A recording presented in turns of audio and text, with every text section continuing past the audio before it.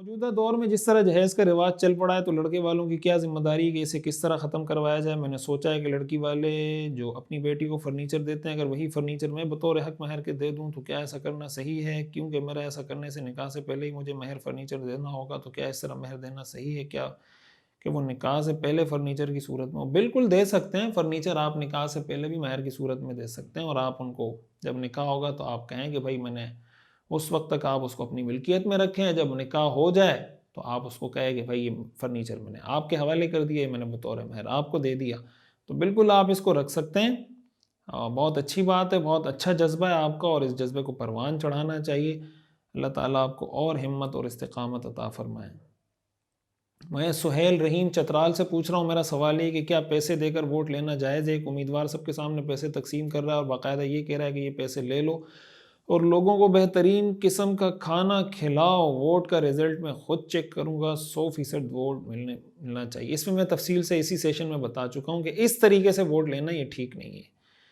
Train میں فرض نماز کیوں نہیں پڑھ سکتے؟ کیا بس سے اتر کر مسجد جانے کی وجہ سے یا قبلہ رخ ہونے کی سہولت نہ ہو اس لیے؟ کیا وجہ ہے، وضاحت فرمائیں۔ کیا مطلب ٹرین میں؟ پر اگر فرض نماز پڑھنے کی جگہ ہے، کھڑے ہو کے پڑھ سکتے ہیں تو بالکل پڑھ سکتے ہیں، کھڑے ہونے کی جگہ نہیں ہے تو بیٹھ کے نہیں پڑھ سکتے۔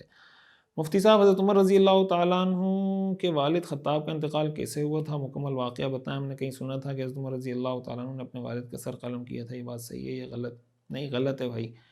مفتی صاحب، میرے کوئی جاننے والے ٹرین مینیجر ہیں اور ان کے ذریعے میں ٹرین میں بغیر ٹکٹ ان کے کیبن میں سفر کروں جو عام پیسنجر والے ڈبوں سے ہٹ کر ہوتا ہے، تو یہ درست ہے؟ مجھے خود یہ بات ذاتی طور پر ٹھیک نہیں لگتی، مگر ان کا کہنا ہے کہ ریلوے کے ملازمین کو اس چیز کی اجازت ہوتی ہے۔ اگر اس کو اجازت ہے اپنے ساتھ بندہ لے جانے کی قانونی طور پر تو ٹھیک ہے، یہ معلومات کریں، اگر نہیں ہے تو ٹھیک نہیں ہے۔ مفتی صاحب، میرا سوال یہ ہے کہ جب بھی کوئی ہندوستانی پاکستانی سے کہتا ہے کہ ہمارا ملک تو چاند پر پہنچ گیا، تمہارے ہاتھوں آٹا بھی نہیں ملتا، تو پاکستانی کہتے ہیں ہمیں چاند پر نہیں جانا، ہم تو جنت میں جائیں گے، اس بات پر پاکستانیوں کا بہت زیادہ مذاق اڑایا جاتا ہے۔ کیا یہ کہنا کہ ہم جنت میں جائیں گے چاند پر نہیں، یہ کہنا ٹھیک ہے؟ یہ بات تو ٹھیک نہیں ہے، لیکن ہندوستانیوں کو بھی پاکستانیوں کو یہ نہیں کہنا چاہیے کہ ہم چاند پہ پہنچ گئے اور تم کہاں پہنچے۔ چاند پہ پہنچنے کے باوجود بھی جب ابھی نندن صاحب آئے تھے تو پھر یہاں سے چائے پلا کے پاکستان کی فوج نے ان کو یہاں سے بھیجا تھا، تو اس لیے چاند پہ پہنچ جانا اچھی بات ہے اور انسانوں کی مشترکہ ایک کامیابی ہے، لیکن اس کو اس طریقے سے تانے دینا بھی ٹھیک نہیں ہے، اس طریقے سے جواب دینا بھی ٹھیک نہیں ہے۔